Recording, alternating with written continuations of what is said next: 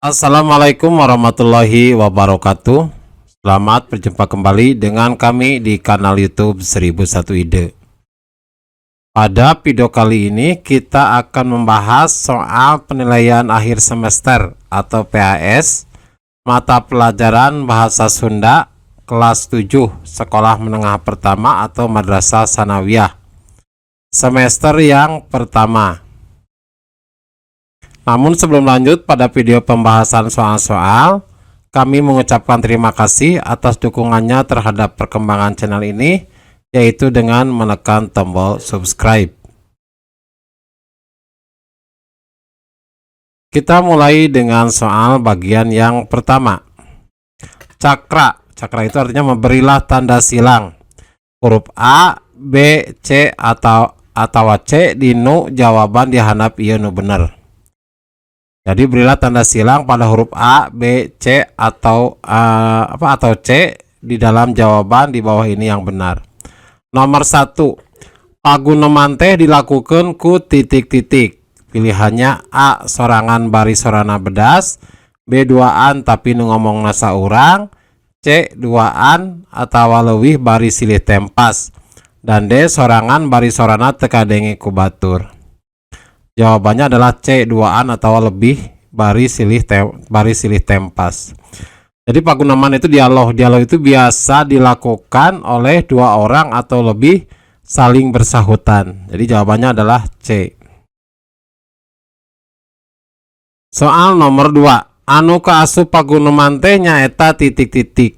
Jadi yang termasuk ke dalam dialog yaitu titik-titik. A. Dialog, B. Epilog, C. Monolog, dan D. Prolog. Maka jawabannya adalah A. Dialog. Soal nomor 3. Jejer dina paguneman teh titik-titik. Jadi jejer itu tema di dalam pembicaraan atau dialog. Pilihannya A. Diatur kudu nyarita, B. Diatur kudu diajak carita, C. Bisa naon bae, D. Teu bisa sambarangan. Maka jawabannya adalah C. Bisa naon wae. Jadi untuk jejer itu bisa apa aja temanya. Soal nomor 4. Tata krama basa teh saestuna mangrupa titik-titik sopan santun dina nyarita. Artinya itu bahwa tata krama bahasa itu seharusnya berupa titik-titik sopan santun di dalam bercerita. Pilihannya A. Contoh, B. Aturan, C. Gambaran, dan D. Ragam. Maka jawabannya adalah B. Aturan. Mangrupa aturan sopan santun dina nyarita. Soal nomor 5. Tata krama bahasa Sunda baheula mah disebut titik-titik. Jadi tata krama bahasa Sunda zaman dahulu disebut titik-titik. Pilihannya A. Panta-pantana basa, B. Undak-unduk basa, C. Kasar lemesna basa, D. Basa loma jeung basa hormat. Maka jawabannya adalah B. Undak-unduk basa. Soal nomor 6.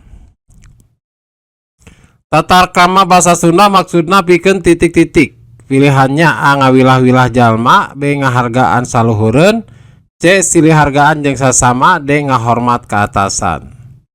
Jadi tata krama bahasa Sunda maksudnya untuk C. Silih hargaan jeung sasama. Jadi saling menghargai dengan sesama. Soal nomor 7. Tata krama bahasa Sunda secara gurat badagna dibangun ku titik-titik. Jadi tata krama bahasa Sunda secara garis besarnya dibangun oleh titik-titik. Pilihannya A. Ragam basa loma jeung basa hormat, B. Ragam basa cohak jeung basa hormat, C. Ragam basa hormat keur sorangan jeung keur batur, D. Ragam basa loma jeung basa hormat keur kabatur. Maka jawabannya adalah A. Ragam basa loma jeung basa hormat. Jadi ragam bahasa yang udah umum atau biasa dan bahasa yang hormat. Nomor 8. Bapak kuring mah guru ngajarna di SMPN hiji Banjar. Ragam bahasa hormatna titik-titik. Maka jawabannya adalah B. Pun bapak. Jadi bapak kuring itu bahasa hormatnya itu adalah pun bapak mah guru. Ngajarna berarti ngawulangna di SMPN hiji Banjar. Nomor 8 Kang yoga suara kakara balik 3 rut. Ragam basa lemesna anu merenah pikeun eta kalimatnya eta titik-titik. Maka jawaban yang tepat adalah yang A. Jadi Kang yoga suara nembe mulih 3 rut. Jadi Kang yoga suara tetap, kakara itu nembe, balik itu mulih. Artinya untuk menghormati orang yang lebih tua, mulih 3 rut. Nomor 10 dihandap ieu kasup kaulinan tradisional iwal titik-titik. Jadi di bawah ini termasuk ke dalam mainan tradisional kecuali A. ngadu kaleci, B. galah asin, C. sondah, D. main game. Maka jawabannya adalah D. main game. Soal nomor 11 nu kasup kaulinan barudak laki nyaeta titik-titik. Jadi yang termasuk permainan anak laki-laki yaitu titik-titik. Maka jawaban yang paling tepat adalah yang D. Serodot gaplok, jajangkungan, dan gatrik. Kalau sondah biasanya di perempuan, backland juga perempuan, simar itu juga perempuan. 12 nu kasup kaulinan barudak awewe nyaeta titik-titik. Jadi yang termasuk ke dalam permainan anak perempuan yaitu titik-titik. Maka jawaban yang tepat adalah D. backland, sondah, dan congklak. Kalau papanggalan itu biasa dilakukan oleh laki-laki, ngadu kaleci itu bermain kelereng oleh laki-laki, gatrik juga biasanya oleh laki-laki. Jadi ya jawaban yang tepat adalah D. 13 dihandap ieu kaulinan anu dibarung ku kawihan iwal titik-titik. Jadi di bawah ini termasuk permainan yang dibarengi atau diiringi dengan lagu kecuali. Nah, maka jawabannya adalah D. ucing-ucingan. Kalau oray-orayan ada oray-orayan luar leor ka sawah. Nah seperti itu.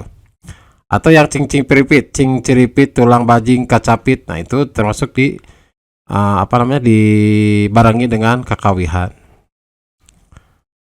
Soal nomor 14 dihandap ieu kaulinan barudak anu kaasupana olahraga tradisional nyaeta titik-titik. Jadi di bawah ini termasuk permainan anak-anak yang termasuk ke dalam olahraga tradisional. Maka jawabannya adalah C. galah.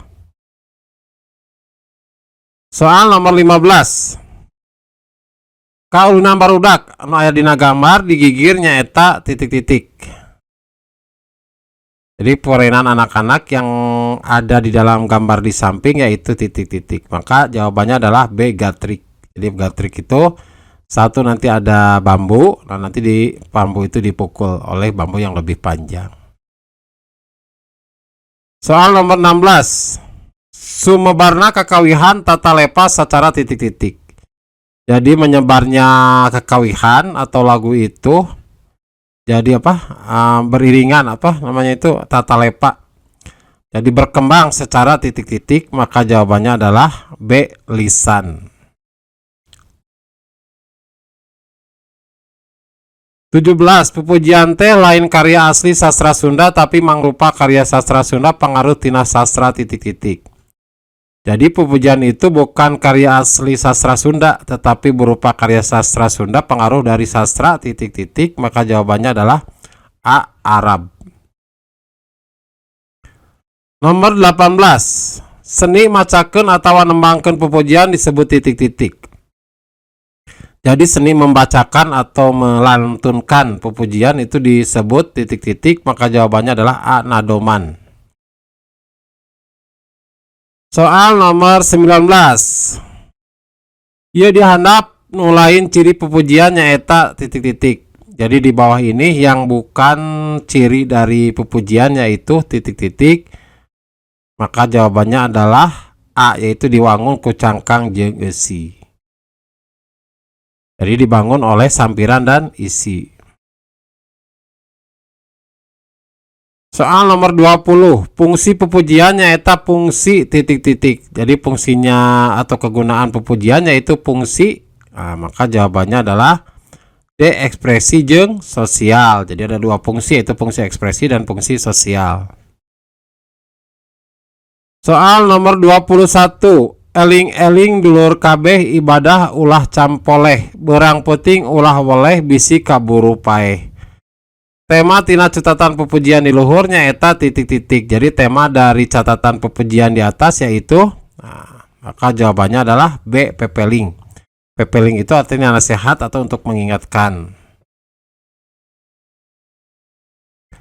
Nomor 22. Mugi Gusti ngahampura karena dosa jisim abdi sareng dosa ibu rama dulur muslimat muslimin. Tema catatan pepujian di luhurnya eta titik-titik. Jadi tema dari catatan pepujian di atas yaitu C, doa jeung taubat ke pangeran. Jadi doa dan taubat ke Allah Subhanahu wa taala. Nomor 23. Di handap ieu nu teu kaasup serapan tina basa Arab nyaeta titik-titik. Jadi di bawah ini yang tidak termasuk ke dalam serapan dari bahasa Arab yaitu, maka jawabannya adalah kata decapcai. Kalau kata ibadah, kata sakarat, kata ilmu itu adalah serapan dari bahasa Arab. Sedangkan capcai itu dari bahasa Cina. Nomor 24. Nyaritakeun pengalaman teh nyaeta titik-titik. Jadi menceritakan pengalaman yaitu titik-titik. Maka jawabannya adalah D, nyaritakeun lalampahan sorangan anu geus kaalaman. Jadi menceritakan perilaku sendiri yang sudah terjadi. Soal nomor 25. Pengalaman sorangan teh nyaeta kejadian-kejadian anu kaalaman ku titik-titik. Artinya bahwa pengalaman pribadi yaitu kejadian-kejadian yang dialami oleh, maka jawabannya adalah C, sorangan, oleh diri sendiri. Soal nomor 26. Pengalaman waktu abdi janten juara kahiji pasanggiri maca sajak tingkat kabupaten mangrupakeun pengalaman anu titik-titik. Jadi pengalaman ketika saya menjadi juara pertama perlombaan membaca sajak tingkat kabupaten merupakan pengalaman anu titik-titik. Maka jawabannya adalah D, pikareuseun. Jadi pikareuseun itu adalah yang membanggakan. Nomor 27. Karangan anu eusina mangrupa riwayat hidup hiji jalma sarta ditulis ku dina sorangan disebut titik-titik.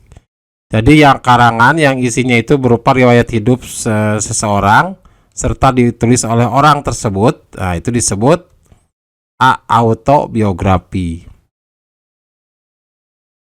Nomor 28. Dina wangun tinulis kalimah pananya ditungtungan ku titik-titik. Jadi di dalam bangun tinulis kalimah pertanyaan ditungtungan ku titik-titik. Yaitu oleh D, tanda tanya. Jadi untuk kalimat pertanyaan itu diakhiri dengan tanda tanya. Nomor 29. Urang titik-titik urang nurek milu ka Pangandaran teh. Kecapananya kelengkapan kalimat pananya di luhurnya eta titik-titik.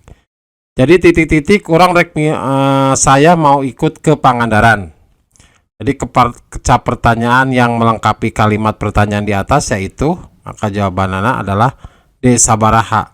Sabaraha urang nurek milu ka Pangandaran teh. Artinya berapa banyak yang akan ikut ke Pangandaran. Dan soal nomor 30. Dina bahasa Sunda fonem vokal teh aya titik-titik huruf. Jadi dalam bahasa Sunda vokal ada beberapa huruf, maka jawabannya adalah 7 huruf. Demikianlah video pembahasan kali ini. Semoga video ini bermanfaat. Assalamualaikum warahmatullahi wabarakatuh.